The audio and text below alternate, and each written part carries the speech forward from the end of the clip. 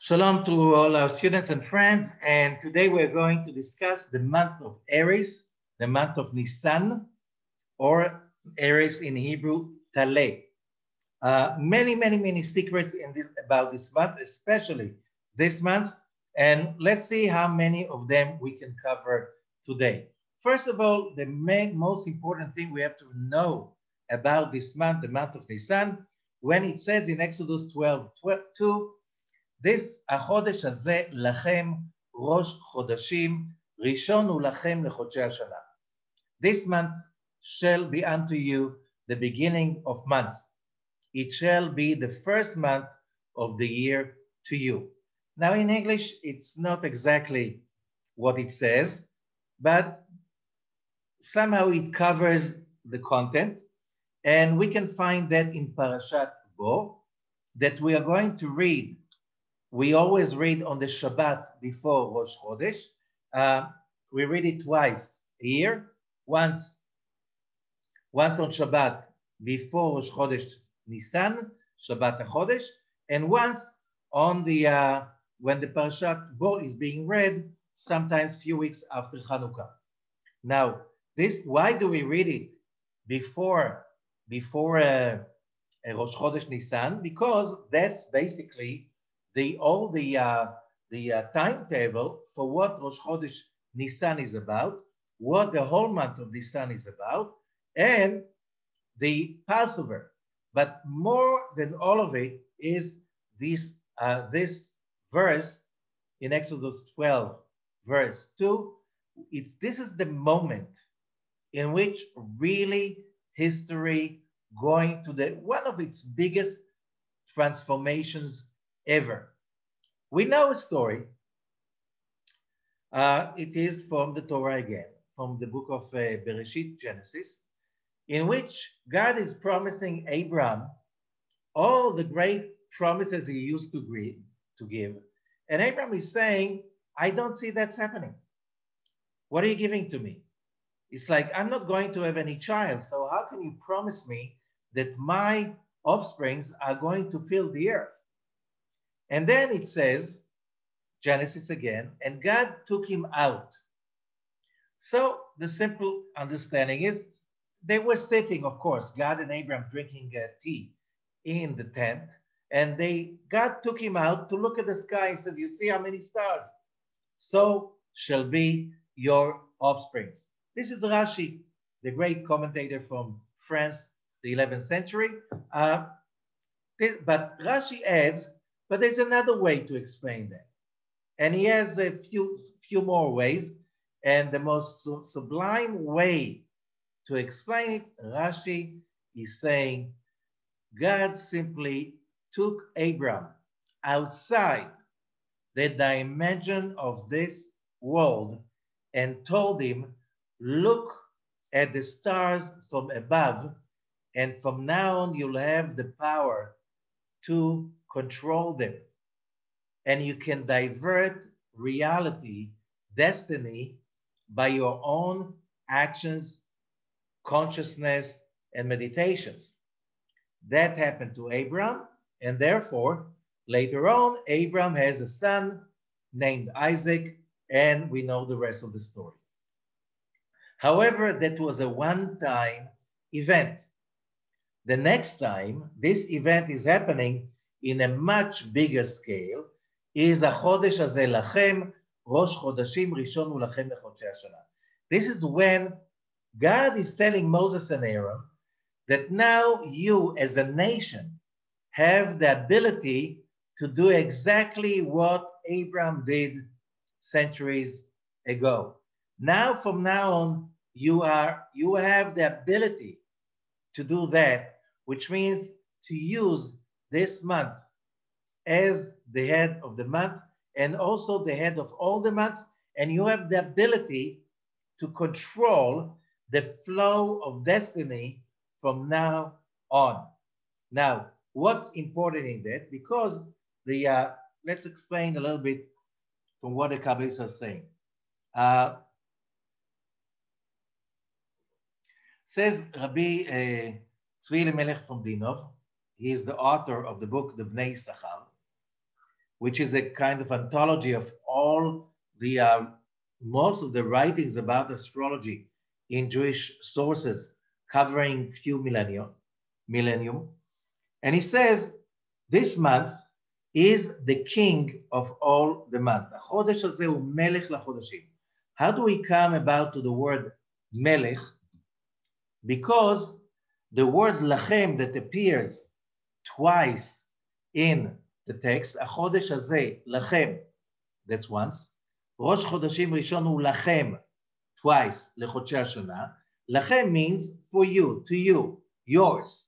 Okay? But if we change the order of the letters, we get melech, which means a king. You know, a king has the power and the ownership over controlling what's going on and also the responsibility.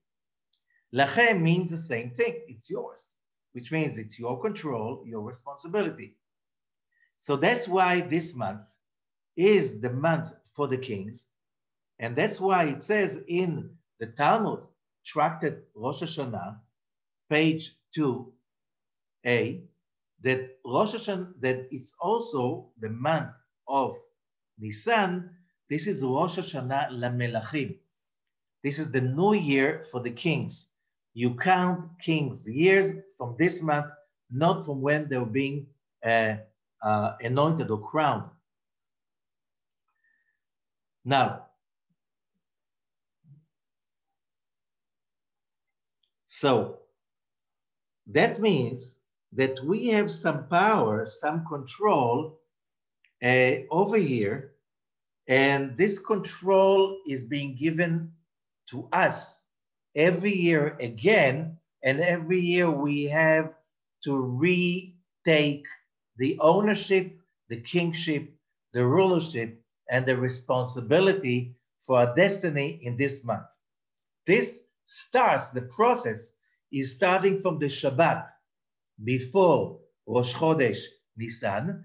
This is when we read Maftir. We read the regular parasha, and we add in the end, usually they take Shabbat morning 2 Torah scrolls from the Ark. One is the parasha that is being read according to the regular order, and the second one is from the book of Exodus, chapter 12. As we said, החודש הזה לכם. We read החודש הזה לכם at the end of the reading, and over there you have all the instructions of Passover, because the whole sequence, which means announcing the new month on Shabbat before Rosh Chodesh, the prayers of Rosh Chodesh and announcing the Chodesh on the new moon. And then what happened those days, the 10th day, taking the lamb, and then slaughtering the lamb on 14th of the month at twilight, okay? And then celebrating Passover. It was then some 34 centuries ago, and today, a transformation, a transformative moment in a human being history in which we are being handed over the responsibility, the kingship for our destiny. Now, most of us are not capable of turning everything 180 degrees, but if we just keep doing it, we'll see how the things are changing and our lives can be much better. But there's another thing. And the Bnei Issachar is also mentioning, during this month we have Passover, Pesach, and one way we can explain the meaning of the word Pesach, Pesach means to skip, ledaleg, lifsoach, ledaleg, to skip, to hop over. And why to hop over? Because basically, as he says, this is how we have the ability to hop over our destiny and to improve it, and to basically having a quantum leap to another dimension every year during this month, as we get the consciousness, the awareness, and the tools that this month is giving to us. Rosh Chodesh on one hand, and the celebration of Passover on the other hand. Now, uh,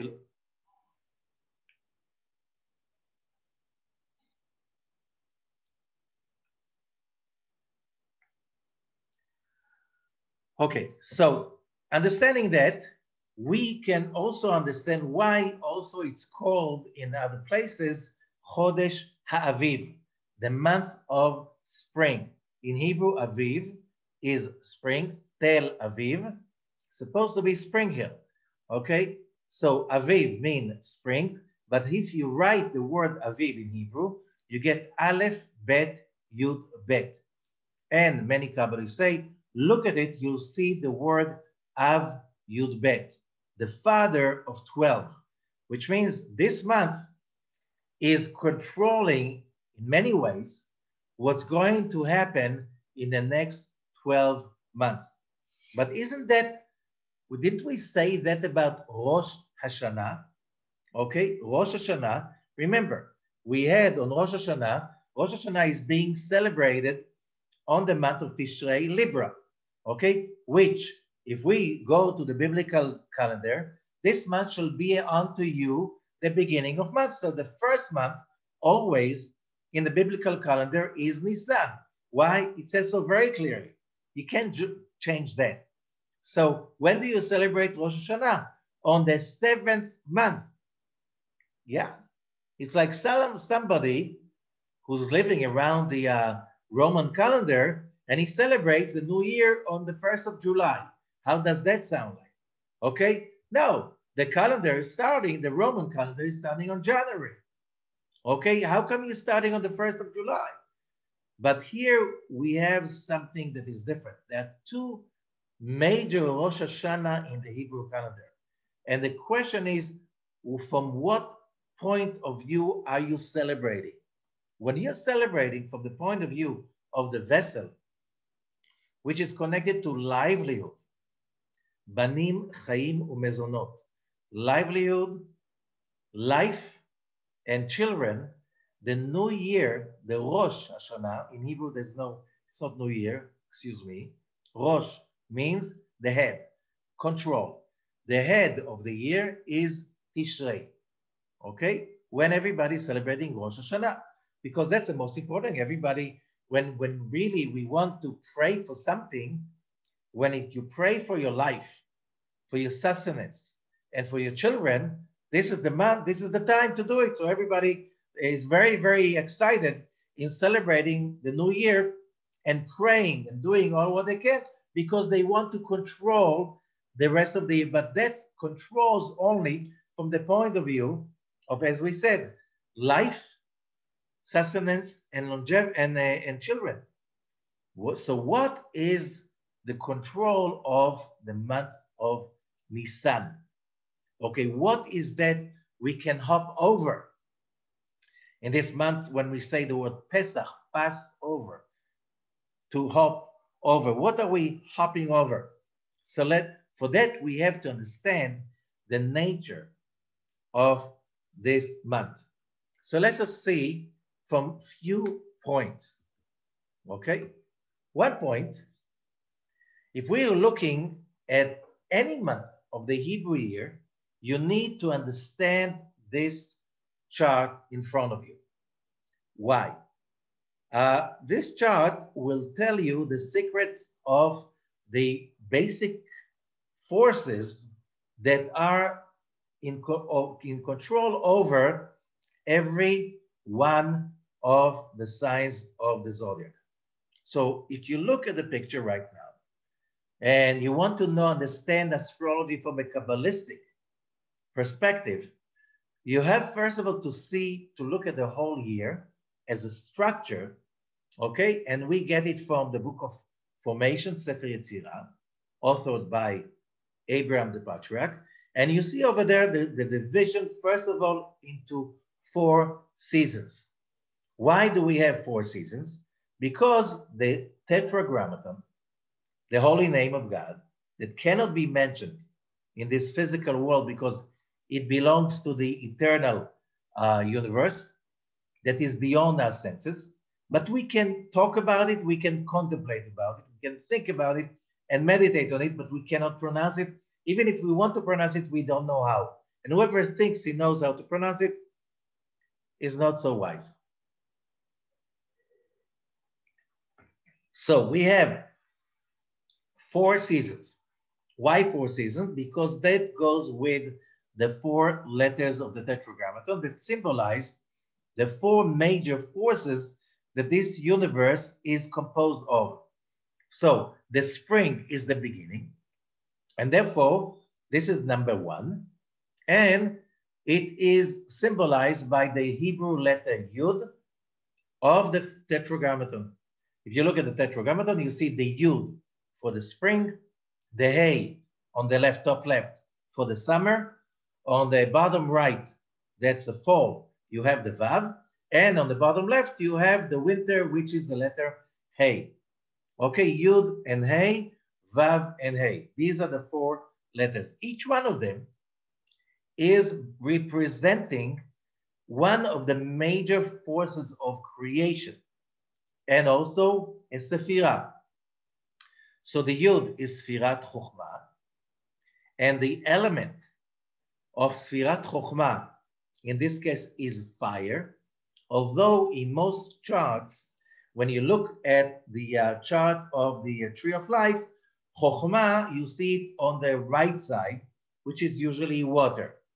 But when we are talking about Chokhmah over here, the power of Chokhmah, when somebody understands what the light of Chokhmah means, that means the most intense force and energy. And therefore, the element of Chokhmah is fire, which represents that element. We're not talking about the physical fire. We're not talking about the chemical reaction that we call it fire. We're talking about the metaphysical element that is called fire, the energy beyond or behind that, or the element fire is a symbol of, is energy, cosmic energy and creativity. Why? Rabbi Isaac Luria, the great Kabbalist of the 16th century, one of the greatest Kabbalists ever, and he said, when you look at the fire, you can never get bored. It's always recreating itself, because fire is energy and creativity, and whoever has a lot of fire in his zodiac chart, we know that that person will have a lot of energy, personal energy, and a lot of creativity. Okay, so that's what fire is about. Therefore, when we are talking about the 3 signs of the spring, which are Aries, Taurus, and Gemini, we realize that all 3 in the core level, like underneath everything that we know in Western astrology, at the core, there are fire signs because they are spring signs. They're in the beginning. And the beginning is spring, when everything's, all the energy of the creation springs from the beginning. That's why you see, if you look at the letter Yud, the letter Yud, says Rabbi Isaac Luria, is, and it's also mentioned in many other Kabbalistic writings, every Hebrew letter, you start first by writing a Yud, the beginning of a Yud, and then you continue for the rest of the letter. Okay, which means the Yud is it's a symbol of beginning, and it's a symbol of consecrated energy, because the Yud is also a number. In Hebrew, the letter Yud is the number 10. 10 means all 10 Sephirot are basically consecrated in the seed level in the letter Yud, which means it's just ready to sprout and to spring. That's the connection to the spring. So if you look at whoever knows a little bit of astrology, people who are born in the months of Aries, Taurus, and Gemini, what's in common with these 3 is like almost endless energy and endless creativity. Those people don't need energy from others. They usually like generate waves of energy all around them. Why? Because that's the energy of fire in them. But fire means also If we go about all the meanings of fire, fire is also consuming, because a fire cannot exist for a second without consuming. So consuming means taking. It can turn into selfishness, okay? And that could be the not so bright side of these three signs. When they're not really spiritual, they can be really great takers and very selfish and self-centered if they're not really doing a spiritual intensive work about themselves. Now, every season is divided, as you see in this chart, into three columns: right, left, and center. Which basically, if you understand Kabbalah, you know that right column is basically water, the side of the energy of sharing and caring. Okay, left column, this is judgment, fire. Center column, this is air, which is trying to look for the balance. So if you look at the Aries according to this chart, it is a fire sign because it is in the month of the spring. It is also a fire sign on the outer rim. It is a fire sign, but it's a right column. It's the first of the three. And always the first of the three is the right column, which means water. What, Aries is water? Yes. You know, I don't know, but all the Aries, most of the Aries that I met were very kind, giving, and sharing people. Not all the time, but most of the time. If you need a favor from somebody in the middle of the night, most of the chances are that your Aries friends will be the only ones that if you call them in the middle of the night, first of all, they'll never sleep. So they'll be awake. You don't wake them up. And without thinking twice, they'll get out of bed or get out of the house, snow, cold, whatever, rain, and they will come to help you. This is the nature of Aries, this springing of exploding energy of sharing and creativity and being there for somebody else. And Aries, in his normal position, he will be the first one to jump to do something for somebody else. Why? You see there that two fire in Aries, one because it's part of the spring, one because of its own, and because it's a right column of the spring, it has water, which means sharing, generosity, and sensitivity. Sensitivity, it's not the sensitivity that like the water signs, but there's some of the sensitivity to themselves, which means, you know, if you insult an Aries, they'll be very sensitive. They're very, very careful about their respect and their honor, and so they really, really be sensitive to insult and injury. So be very careful about it because they don't like to be insulted, and they're very sensitive on that manner. So, you know, everything has two sides. Now, why? So how come that Aries is a fire sign, which is also a fire sign according to the regular astrology, the Western astrology? But if you notice, you will see that if you look at the spring, the first sign is Aries, and it's a fire sign. And the element of the season is fire. If you look at the summer, you see that the summer is Bina, which is the element of water, because Chafetz Chesedu. Bina is the origin of sharing and love and caring. That's why it's called also mother. Okay, now caring and sharing, this is water. And the first sign of the summer is, of course, water. You see that the same rule continues to work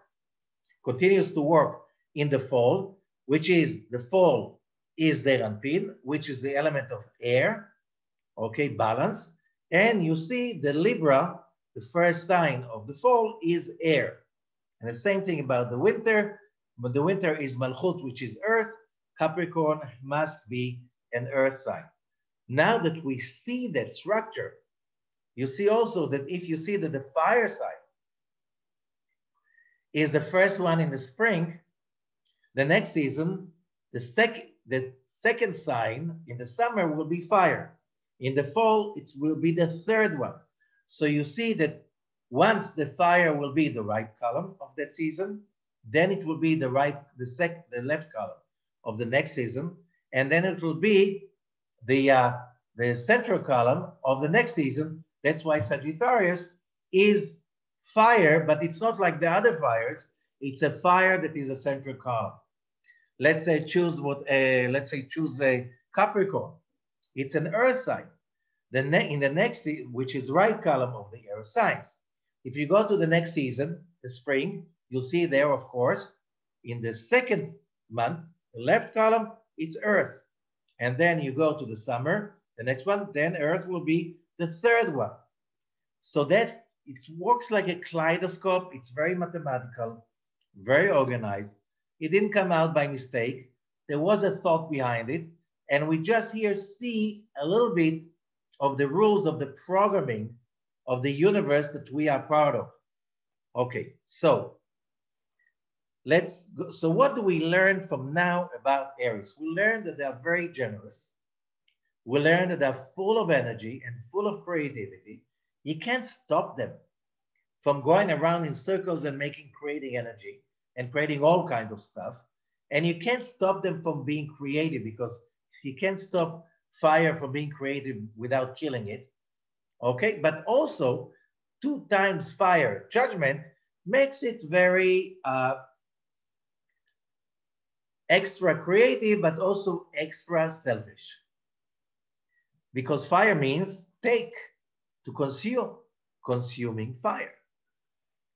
So we have also that side of the Aries that are very self-centered, if they're not really intensively working on their spirituality, very self-centered, very sensitive to what other people do and say about them, especially.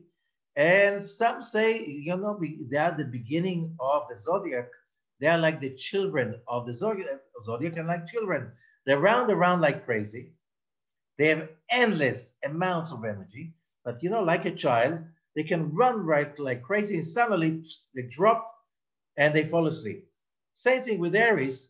They can be creative and run around like crazy doing so many projects and jobs, and then suddenly, poof, they are like lying there helpless for a day or two, and then they get up like nothing happened. So they have so much energy. And remember, this is the king of the month. It's like all the energy of the whole year is starting over here in this month. What else do we know about it? So let's go and look on other aspects of analyzing what a zodiac sign is comprised of. So another thing, you see that you have the whole tetragrammaton written over here in the middle of a picture, and that will be explained by the Bnei Sachar, that we know that it says in the Tikkunei Zohar, one of the most important parts of the Zohar, that every month along the year is connected also to one permutation of the sequence of the tetragrammaton, the Yud Kei Vav Kei. They go in order. The first one, the firstborn, is in the right proper, in the normal proper order, Yud Kei Vav Kei. Therefore, it is the more powerful than the others, because if you look at this sequence, mathematically, you can take the tetragrammaton and have only 12 permutations from it. These 12 permutations, each one of them applies or symbolize or represent or is the power, the key, the frequency of one of the 12 signs of the zodiac. By the way, in Hebrew, the word for a month is chodesh, gematria, numerical value of 312. 312 is also the gematria of 12 times Yud Kei Vav Kei. Tetragrammaton is gematria, numerical value of 26, and 26 times 12, it gives you 312, chodesh, a month. Now, chodesh in Hebrew means, it comes from the word chadash, new, because every month it's another opportunity for ourselves to renew our vision, perspective towards the world we are part of. And doing that is giving us basically the real true life, because if you're not creative, if you're not reinventing yourself, so you're basically giving up. And giving up is basically called aging. And as the Rabbi Ashlag says, aging is a result of giving up and despair, and aging is a criminal offense which is death sentenced. So if you want to achieve life, you have to renew your own perspective about life. Every year we have that opportunity all over again. Now, what the Zohar is saying, it's also each one of the permutation has a verse in the Tanakh, in the 24 books of the Torah, the prophets, and the writings. That verse, the initials or the last letter of every word, gives you somehow another interpretation or hint about the power of this month, of that month. Now, and it says that the verse that is related to this permutation, Yud Kei Vav Kei, which is the original one, the first one, is Yismechu Hashamayim V'Tagel Haaretz, which is from Psalms 96, verse 11, 96:11, which means the heavens will rejoice and the earth will be happy. Okay, or the heaven will be happy and the earth will be rejoiced. It depends about how they translate those words of happiness. So first of all, it's a time for happiness. And you know that Aries people are very happy people by nature. When you find an Aries that is not happy, that is walking around, depressed, something really horrible is happening to him. And, if you can help them get out of it, that's very, very important, because it's very rarely to see an Aries being upset or depressed for longer than, a minute. And, it's a fire sign. And a fire sign, 2 times fire, as we said. And because it's fire, it's very explosive. If you just try to get an Aries upset, the explosion can be very devastating. But as the Zohar says, it's very easy for Aries to explode, but then they get over it in like very, very soon. It's like, okay, so what happened? What do you want? What did I do? After an explosion and everybody's hurt and injured, and now it's like, let's move on. What's going on? Like a child. Did you ever see a tantrum of a child? But that can be over after 2 minutes and they can go and play with everybody else like nothing happened. Aries. Okay, that's the volatile, simmering energy, exploding energy of Aries that many times can be harnessed for good things, not always for the bad, mostly for the good. Okay, now, that verse, Yismechu Hashamayim V'Tagel Haaretz, it's all about like the whole world, heaven and earth, is basically celebrating. It's a month that even though I am not an Aries, and most of you are not Aries, when this month is coming, we have that energy of Aries infused in our system. So this is a time to be light, to get happy, to get excited, to be like a child, to believe that there are new horizons and everything can be amazing. Like you see children, you don't see children sitting there most of the time saying, what am I going to do? I don't know. I'll grow up. I'm going to make a living, who I'm going to marry with. And if I'm going to have a child, if they're going to be sick or healthy, or you don't see kids doing that. They're very excited about living. Aries.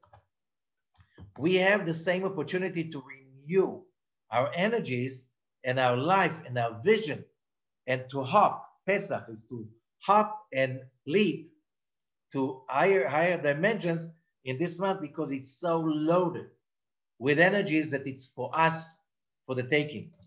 We just have to know how to take it. And you know, in the Torah, all the holidays are called Mikra'ei Kodesh, which translates into simple English, calling in the holiness. The holiness is available, but we have to know how to call it in. And what do we have in Passover, in the month of Aries? Not just that every day is infused with tremendous amount of positive energy of life. And that's why, you know, Aries will look young for many, many years because so much of positive energy. Why leaving it only for the Aries? Why not attracting it ourselves? And it starts from the Shabbat before the month of Aries. Okay? Especially if you start to get the feeling, the notion that you can make the hop, you can make the leap, and you can really change, you can really control your destiny. Not maybe, you know, I was born short and limping and not in such a good shape, but, you know, if I'm connecting to Aries, I'm going to finish this year as an Olympic star because I'm going to grow taller and have a, you know, no, I'm not talking about that. I'm talking about changing on the real level, which is changing our capacity to live, our perception about life, okay? And improving it, of course, not just changing. Now, this month is a great opportunity because every day is infused with energy, especially when from Pesach and on, when on Passover, the full moon of Aries is full with the energy of real transformation, overcoming any kind of negativity. And that's what the Seder is about. You know, what is the month of Aries about? We said if the month of Tishrei, Rosh Hashanah, is about Chaim, Banim, Mezonot, life, children, family, and sustenance, okay? What is Aries about? It's about order. What do we do at the night of the full moon of Pesach? It's called the night of the Seder. Seder. Seder in Hebrew is order. Very simple. How do you create order in your life? We know that, you know, if you live on earth and you're a human being, you have a lot of mess because we're human beings and we're very talented in creating mess, in messing things up and creating chaos. Where is the chaos coming from? What is the source of chaos? And the source of chaos teaches us Rabbi Ashlag, the founder of the modern movement of Kabbalah. The source of chaos is one little thing. It's called the desire to receive for the self alone. Why is that the source of chaos? Look around. Did you know, when you see chaos, you'll always find selfishness around it. Selfishness creates chaos, creates darkness. How? Okay, let's go to Abraham. He was an Aries. Only an Aries can go against the whole humanity and say everybody is wrong. There's only one God, and this God is everything. We are part of that God. This God is gracious and good and full of happiness and love and everything that is good. And we are also part of that God. That's why every one of us deserves to be happy. Wow, what a message. If you learn what idol worshiping is about, if you learn about all the ancient religions, they don't believe in the right of any human being for happiness, only for the rulers. Only the rulers, because, you know, they are always, in all the religions, they are the elite. They are closer to God, but not you. And because you're so low life, that's why you're supposed to listen to what we tell you. And you're supposed to give us your money, your power, whatever you have, because otherwise you'll be punished. And this is not what Abraham's monotheism was about. It's about Yismechu Hashamayim v'tegel haaretz. It's all about the celebration of the heaven and the earth, and we are part of it because we were created in the image of God. Now, if the creator of the universe and the master of this universe, every moment is endless light, endless energy, positive energy, then how do we connect to that light? And the answer is that similarities attract, which means, how can I connect to endless? We are very finite. Human beings are exactly the opposite of endless. First of all, our size relatively to the universe is almost nothing. The universe is endless and we are almost nothing. So that's, you can't compare by size. And our nature, the universe is endless and is expanding and sharing, and we're not. We are very limited. We're always selfish. Okay, we're always busy with ourselves. What should I get and how should I get what's in it for me? Endless and finite don't get along together. It's like water and oil. They simply don't get along together. They can't. So if you wanted to know why there's no bliss, happiness, and good fortune in selfish environments, now you got your answer. Because whatever is good is part of the radiation that is the creator, the endless God, the master of the universe. You want to connect to him, you have to be similar to him. That's what the Talmud is saying. You can't, but I want to attach to the creator, I want to love the creator. And they say, how can you? He's a consuming fire. He's endless energy. And if you're not, wherever you are, you want to get close to God, you just evaporate because of the intensity. You can't, because you're not aligned. The only way you can connect to the endless powers of God and his bliss is becoming like him. So the sages say, if he is merciful, you should be merciful. If he's loving, you should be loving. If he's patient, you should be patient. Because we know that he's endless, and which means his giving and sharing is unconditional. So when we act in a manner of unconditional love, that's how we can align ourselves with the endless powers of the creator and the creation, and then fortune and whatever is good can flow into our lives. But being selfish doesn't pay. Why? Because the endless bliss cannot dwell in a place of selfishness. So on one hand, as we said, because Aries have this tendency to be childishly selfish, this month is the time to transform that nature for everyone. And the moment we can transform selfishness, we achieve what is called freedom. We can achieve a quantum leap in our perception of reality, and that's what Passover is about. Passover is called in Hebrew Pesach, which means the month of the leap, the holiday of the leap, the quantum leap, and also Chag HaCherut, the holiday of freedom. Freedom from what? The moment we get ourselves free from our selfishness, because, we're born like this. We're born like this because in order to achieve the endless light of the Creator, we have to earn it. Therefore, we come to a physical world, into a physical body, with all the ailments of the body, which is limitation, stupidity, blindness, and the most important of them all, selfishness. So when we are occupied, or the more we are occupied with the desire to receive for the self alone, the more darkness and chaotic our lives are going to be.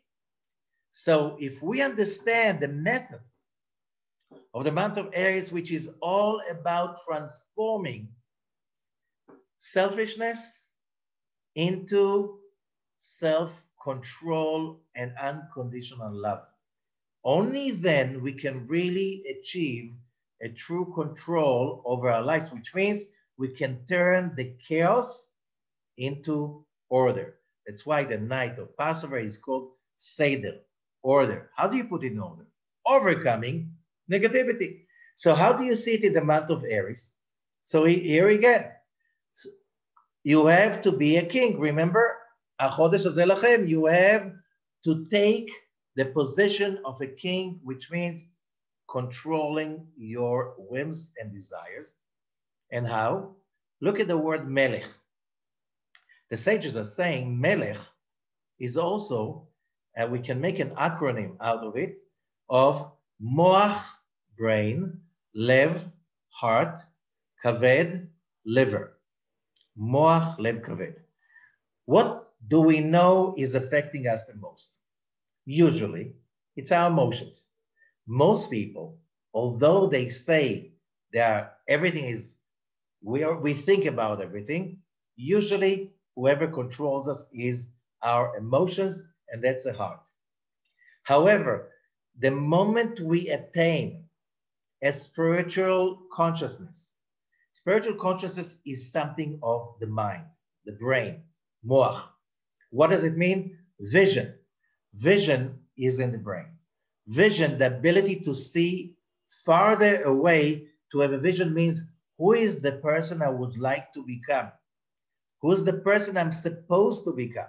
And of course, that must conclude and include being unselfish. Why? If you learn Kabbalah and you're selfish, you're really stupid. It's like such stupidity that the sages are saying in the Talmud, nobody sins unless an evil spirit jumps on him.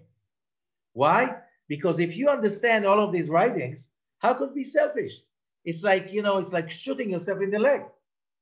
And then you're saying, oh my God, why am I having so much troubles in the different aspects of my life, which is life, health, longevity, family, sustenance, relationship, community, whatever. No, it's all coming from one disease. One only disease, selfishness. When is the time to control that? The month of Aries. How? First, it's about taking the responsibility on the new moon. Then we have all the preparations towards Passover. What's the major preparation is basically preparing ourselves to that moment in which we celebrate the Passover Seder. And what do we do over there? There are a few things that we do over there. One of them is, let's say, for instance, eating the matzah. What is a matzah? The matzah is the unleavened bread. Okay, how do you prepare matzah? You need to have like really clean, sterile stuff that was never touched any leaven. Or if you did, you have to kosher it legally, okay, by the halacha. And you make, with these tools, you make bread, but there's one rule. From the moment you wet the flour till the moment it's ready, the bread is ready, it has to be not more than 18 minutes. So, and it should not rise by any chance. So you have to water it, beat it up, cold water, and immediately into the oven, and then you get the matzah. Why? Because the leaven, which is called chametz, symbolize the disease of every human being. That disease starts in the month of Aries. What is that disease? Selfishness. What is selfishness? The more you want, the more hungry you are. Haven't you seen people? The more money they make, the more hungry for money they are, and the farther they will go to make that money. Why? The more, whatever luxury they get, all of those experiences of our generation, which is so full of individualism and hedonism and selfishness and narcissism, is the most depressed generation in history. Why? Because when you take and you take and you take, the light, the endless light, is away from you. And then doesn't matter how much you eat, you'll always be hungry. It doesn't matter how much money you accumulate, you'll always be hungry for more. It doesn't matter how many possessions you have, they never give you satisfaction. It doesn't matter how much you drink of any stuff that gets you high, or you eat stuff that gets you high, or you consume pills that gets you high. It's not going to stay because the darkness will follow because you are selfish. Very simple. And because of that, the rising bread, there are many other understanding why, but the bread that is rising, what makes the bread rise? The gluten. And gluttony, you know what it is. It's the same thing that also when people get addicted to gluten, and most people in the Western society today have allergies to gluten because we are fed by this because it's addicting. Okay? Now, when we don't let the gluten ferment, we don't let the bread rise, we call it matzah. And what is a matzah? It's a tzimtzumized bread. It's a bread that is basically, if you understand what is a vaccination, vaccination is you take something, you know, the old-fashioned vaccination is you take something that creates a disease and you make it weak.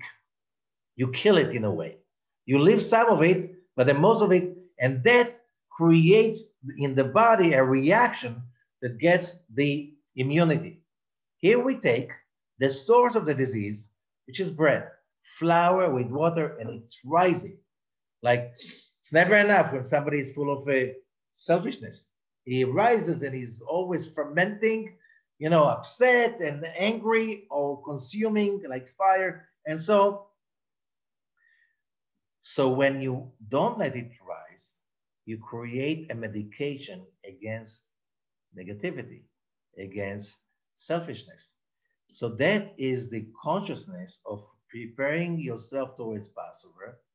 That is the consciousness of eating the matzah during Passover, the night of Passover and the nights after and the days after.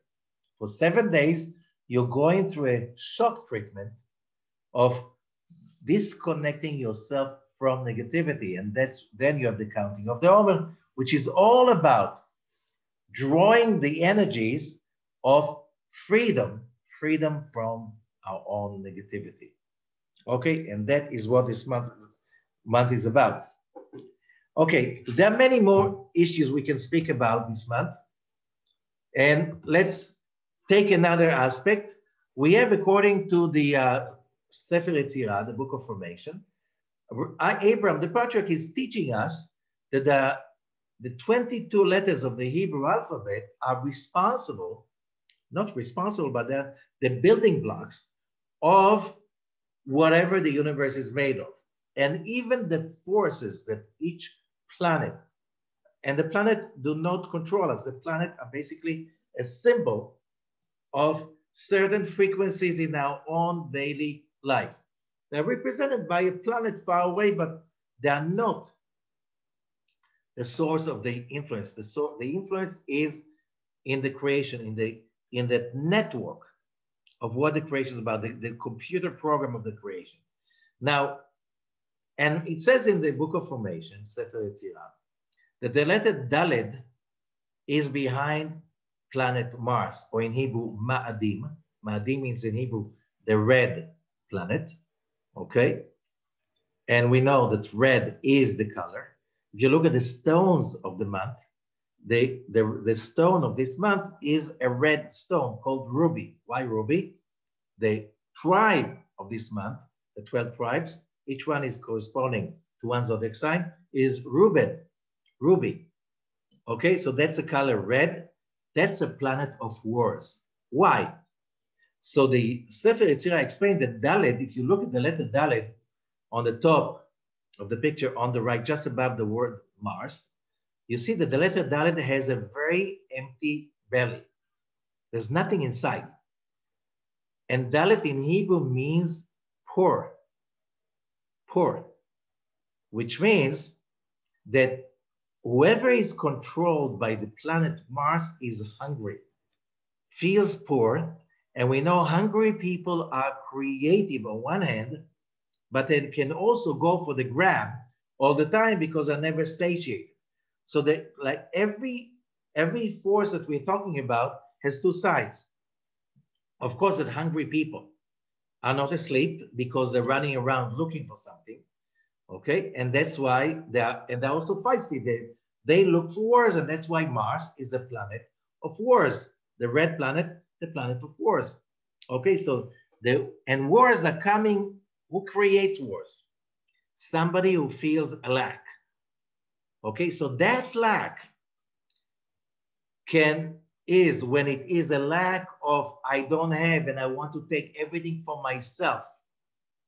And I care about nobody. And it doesn't matter what do I have to do in order to get what I want, to kill or to cheat or to steal, whatever, I'll take it. That leaves you, as we said, always empty and hungry. On the other hand, being spiritual needs an engine. You need a drive, okay? And if you don't have a very powerful need and desire to fight for it, how are you going to make it? And these are the two sides of the sign of Aries and the planet of Mars. Now, the other letter, it's a letter Hey. That's a letter above the word Aries. That's a letter that is the frequency of the month itself. And what is Hey? If you go back to our chart, you see that we're talking about the letter of the winter, number 4. This is the Hey that is Malchut, earth, desire to receive. This is us, which means the only month that was created by the letter Hey is the month of Aries, which means we're building the vessel of our desires, of our drive for the whole year in this month. How we want to cleanse it. That's the whole preparation towards Passover during this month, the whole awareness, how not to be selfish, how to turn all of these energies of this month, all of that explosion and drive and hunger into a hunger for a real spirituality, because the only satiating process is the process that we become free from selfishness and from negativity. And that's by our own transformation. And what we see, to conclude, just what we see at the bottom we see the Ana Bekoach verse, the third one, Na Gibor Dorshei Yechudecha Kevavat Shomrem. According to Sefer Yetzirah, this sequence, when Sefer Yetzirah was written, that prayer did not exist. What existed was just the acronym. So it's Nun Gimel Daled, Yud Kaf Shin. That sequence is a sequence that we can use to meditate and to connect to the positive aspect of this month during the whole month. Of course, together with the letters Dalet and Hey and Yud Kei Vav Kei, the sequence of the Tetragrammaton. So you have here a meditation chart for this month to connect, to draw in to the positive forces of this month. So to allow us with these forces to have Pesach, to leap over our past, our nature, our negativity, our selfishness, and to generate a new positive year that has less selfishness and negativity and more bliss and positive energy, and by transforming ourselves into a more caring and sharing spiritual people. Of course, there's so much more, but for our purposes, I cannot talk so much and too long. People can say that. Thank you, everybody, and have an amazing month of Nisan.